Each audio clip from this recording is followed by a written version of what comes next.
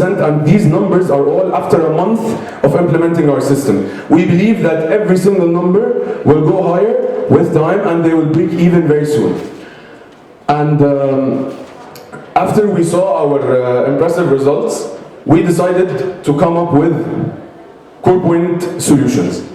CorePoint Solutions, I present to you CorePoint Solutions today as a solutions and consultation-based company that is requiring industrial engineers and data analysts in order to solve problems and issues at factories that do not have the expertise of an industrial engineer involved.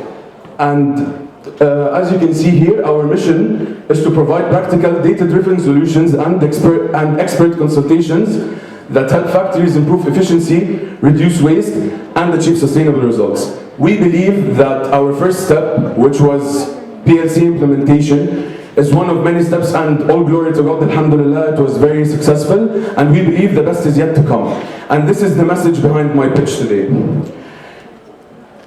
I believe that industrial engineers aren't only entitled to PLC, their brains are not limited to only PLC.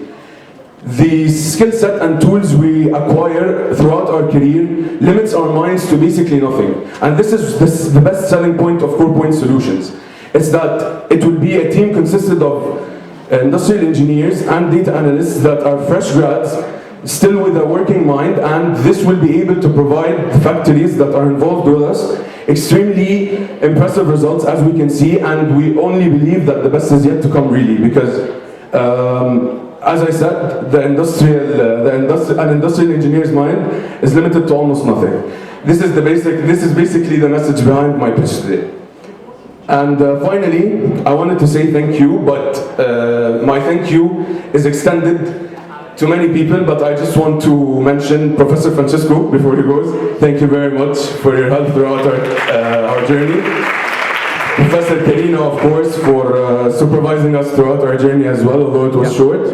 And special thank you goes to my partners, Mustafa Yasser and Karim Mundur. None of this would have been possible without them. Thank you today for hearing me out. I wish I could have taken questions, but we don't have time. Thank you. And of course, I'm very sorry, the whole idea was Professor Rami's idea. It wasn't my idea, it wasn't their idea, we only implemented it. Professor Rami supervised it inside and out. So, big thank you goes to him as well. Thank you, everyone.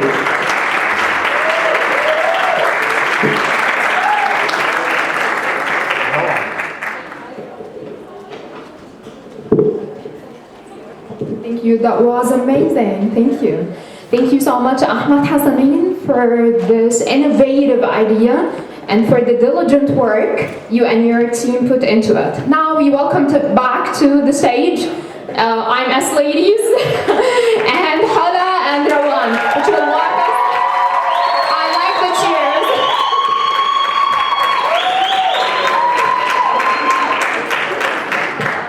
cheers. That's the spirit.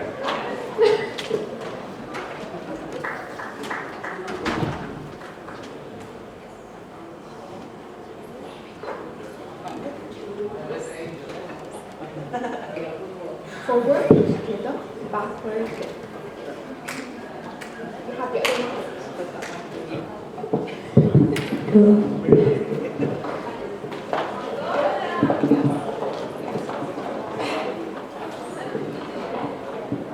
Good afternoon, everyone. My name is Rawan Ahmed. And my name is Hala Hatim. And today we'll be presenting our project named Eduscope Analytics. And this is our slogan, Insightful Analytics, Brighter Futures.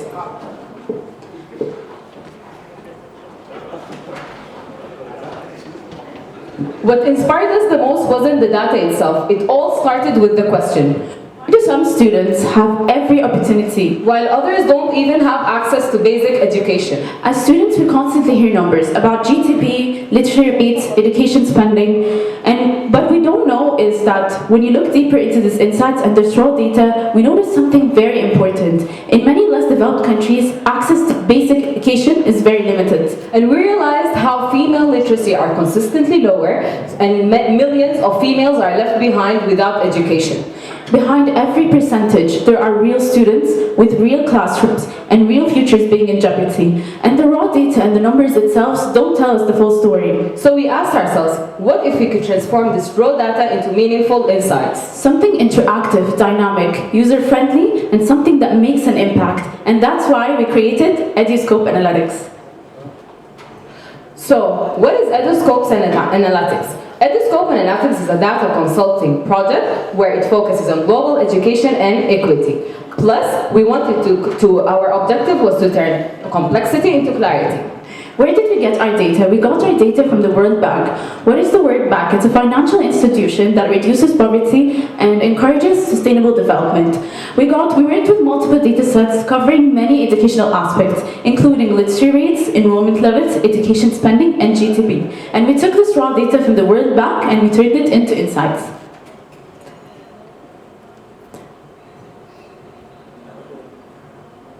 So step 1, data cleaning and transformation. As we all know, we cannot work with raw data. It has to go through several processes. This first process we have to handle was to clean all these 14 data sets. We have to deal with missing values, we have to standardize formats, as well as ensure consistency on all the key variables that we have. So without this clean data, we wouldn't have had a very accurate results.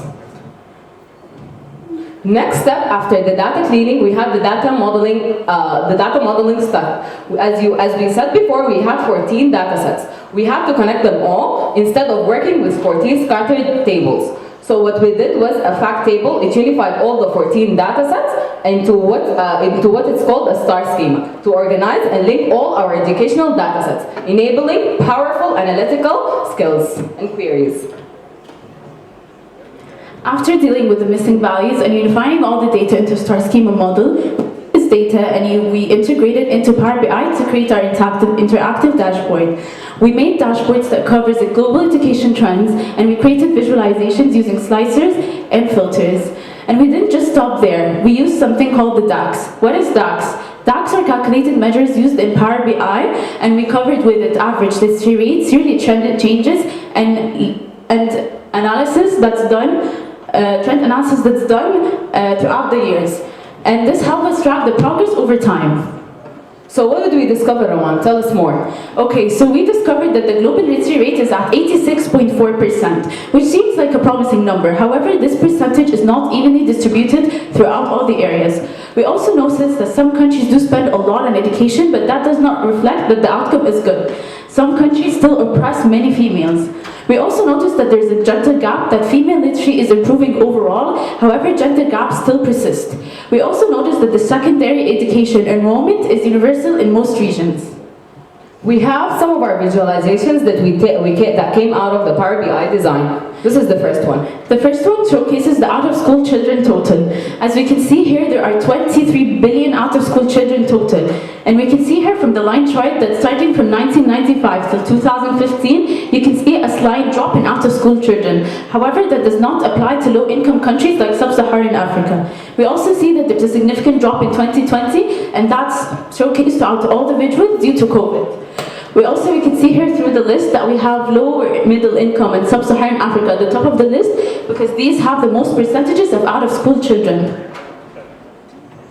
Next, we have the private school enrollment average. The private school enrollment average we can see at 1.18 trillion, which is a significant number. We can see it started from year to 1960 and it kept increasing and expected to forecast and to keep increasing till 2030. Now why is that? That can be due to several factors including unequal access and that some governments, they don't provide funding for the public systems. Now here we have the GDP spending per country. As you can see here, we click on each country or each region and it showcases the data behind it. Here we have East Asia and Pacific. We can see that they have, it keeps increasing throughout the years. And we noticed with the insights that we gathered from here is that high GDP countries like US and China, they lead globally. However, low income countries like Sub-Saharan Africa, they still struggle to fund their education systems. Now I'll pass the floor to her. Regarding the literacy rate females, we realized that the top female countries, European countries, are France and Belgium. As well as we realized that it increased from 1970s until to the 2000s. And its forecast shows that it's going to increase in 2030, the gray area. That's when we realized how powerful data is. Our dashboard helps enable organizations and policymakers take interactive intervention methods due to the areas that don't have access to the basic education. Especially in regions where access to education is extremely limited. And we all know how females can drive a lot of communities if we all stand together and help them out. Raw data into meaningful insights, And it helps us drive brighter futures. Thank you. Thank you. Do you have any questions?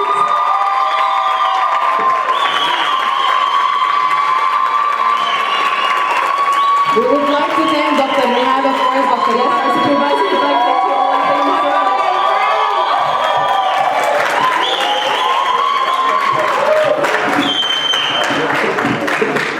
Thank you so much. Thank you, you can put it here. Thank you so much, ladies. Big clap for them again, please. Well deserved, yes. That was magnificent, really. Thank you. Reflecting on international crises and global issues and education, very empowering women. Thank you so much for bringing this up. Thank you.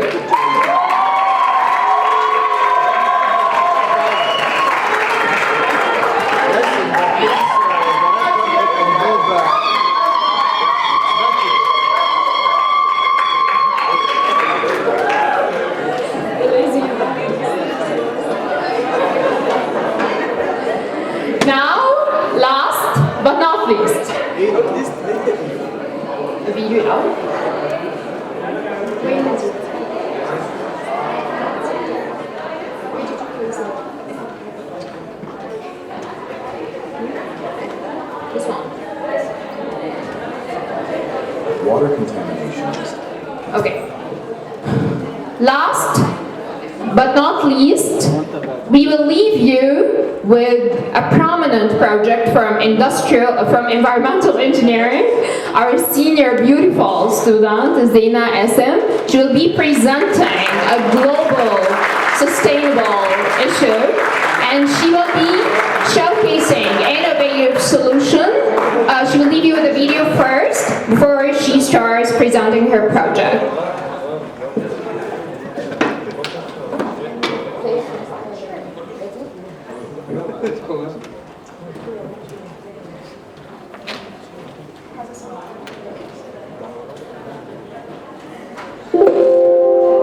Bear with us for a few minutes. Water contamination is silent, invisible, and devastating. Cesium, cerodium, heavy metals. Contamination that standard systems cannot see. Ion Guard. Real-time monitoring, smart IoT detection, solar-powered automated treatment. Sensors detect, alerts activate, smart filtration begins. Cleaner, safer water automatically. For communities, for industries, for our shared water future.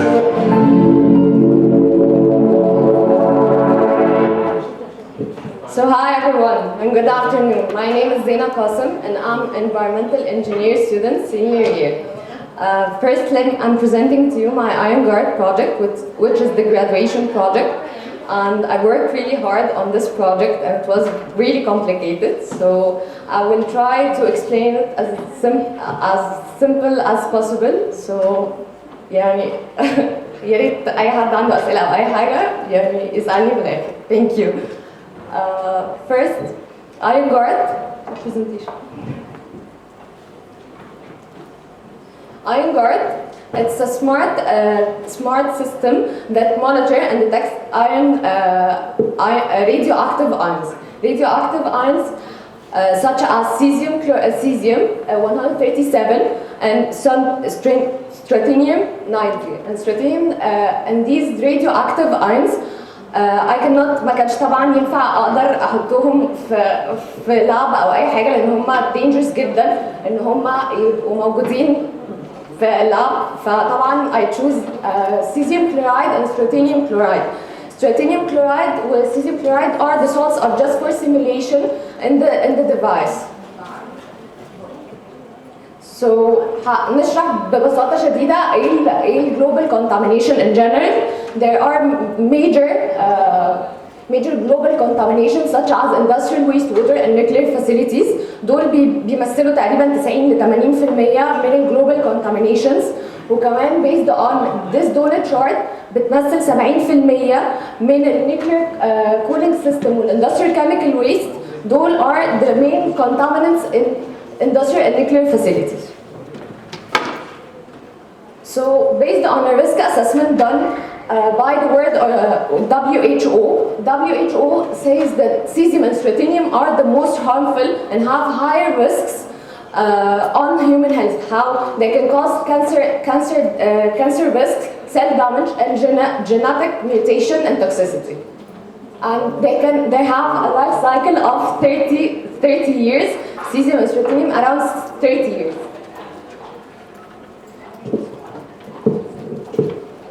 So ايه علاقة مصر بالنيوكلير؟ ايه اللي جابنا احنا للاشعاع والحاجات دي؟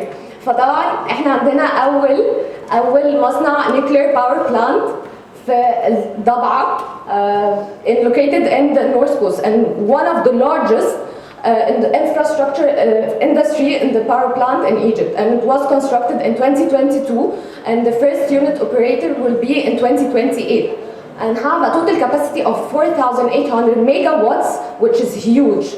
So the process is simple. We have the intake water from Mediterranean Sea, and from the Mediterranean Sea we have the reactor and cooling system and then the water treatment, and this poses risks on the radioactive contaminations, which is very harmful and very dangerous.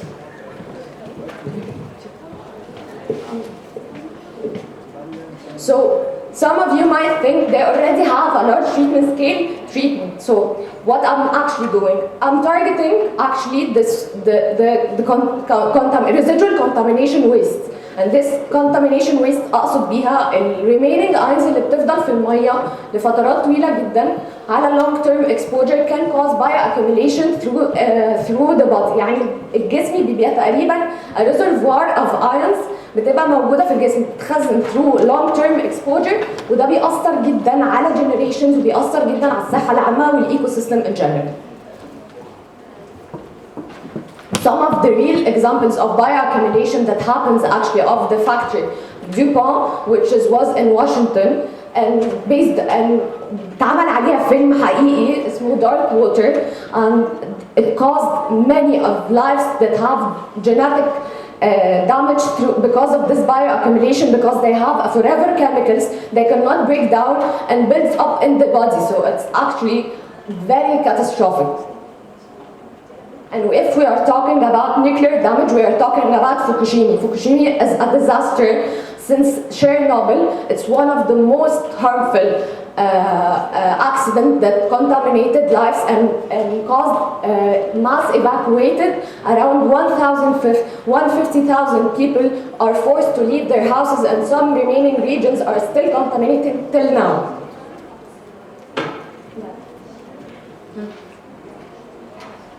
So going back to IronGuard, alien device actually بيعملوا it detect, analyze, respond, and support the treatments.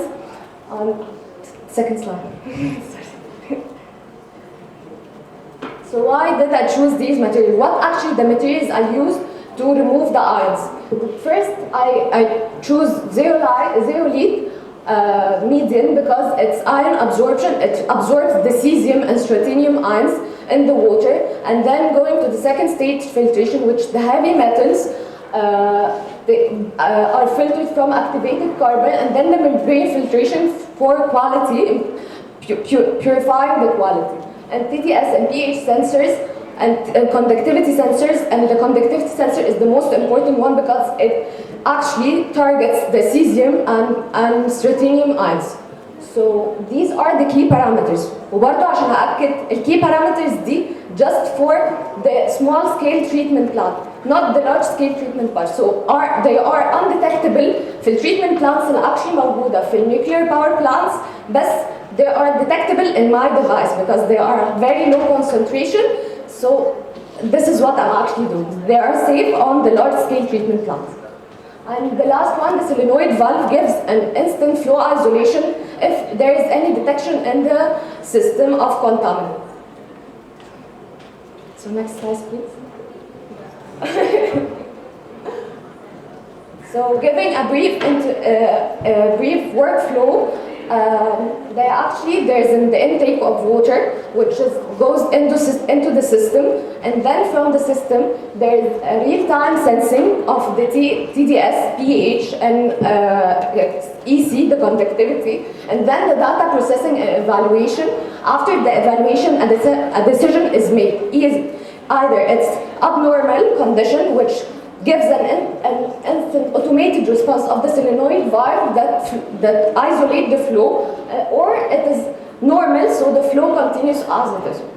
And after that, it goes to the treatment process, multi-layer stage treatment process, and after that we have a clean water of percentage ونقدر نوظفها بعد كده سواء في الagriculture أو ترجع تاني للتريتمنت بلان based on the purification percentage.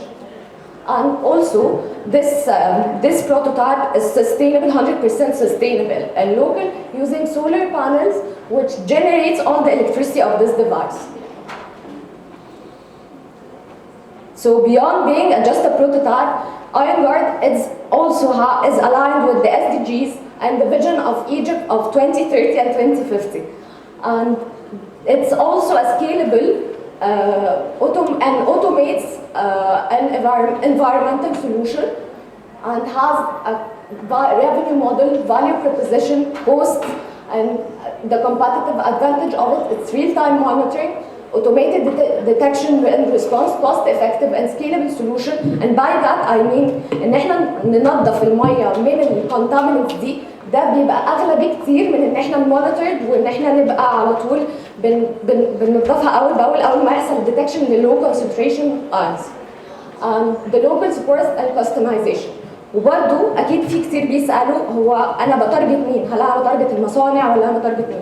لا، انا بتارجت كمان الريموت communities and industries, lab for innovations and university school studies. So to make sure, IronGuard, it's not here to replace large treatment processes, but it's here to strengthen them and help them to improve. The goal is simple, is giving safe water, because water is life. Thank you. I would like to thank Dr. Rami.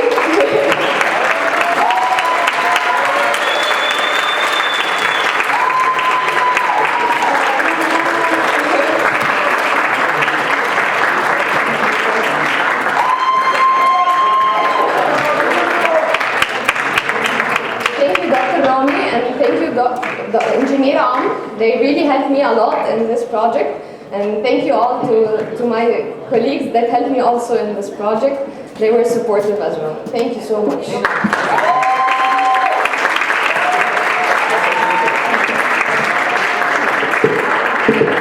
Thank you so much, Zaina. That was amazing. That was like very prominent. Thank you so much, my dear. Now we welcome to the stage Dr. Khalid Ghanidi, the director of TKH Innovation Hub. Please, a big applause for Dr. Khalid. Good afternoon, everyone. It's a great pleasure to be with you here today, seeing all the amazing projects showcased at the posters and the presentation. For those who don't know, very briefly, the Innovation Hub aims to empower all TKH students to transform their innovative projects into impactful commercial ventures. I'm pleased to share that we have one award to announce today.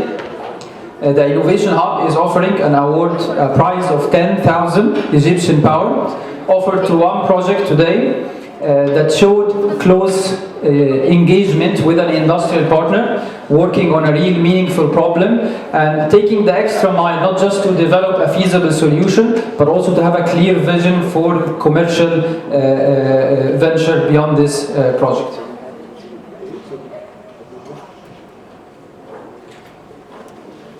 Okay, so the winner of the Industry Linked Innovation Award is Ahmed Al-Shinnawi.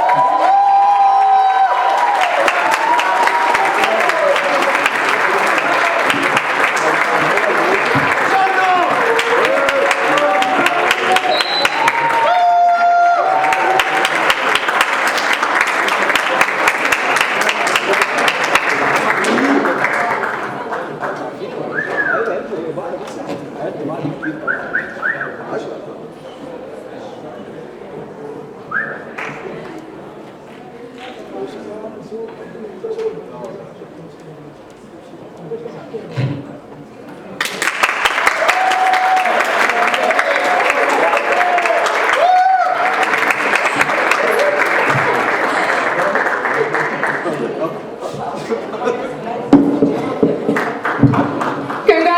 Ahmad Bibi. Clap for Ahmad, please. Congratulations. Congratulations, my dear. Well deserved. Now I welcome all of the attendees on the stage, ambassadors, professors, parents, everybody for a group photo, please. Thank you so much for attending the entire day. It was an honor to have all of you. Thank you so much. And we're anticipating another edition next year of Nova Expo 2027, hopefully, inshallah. Thank you so much.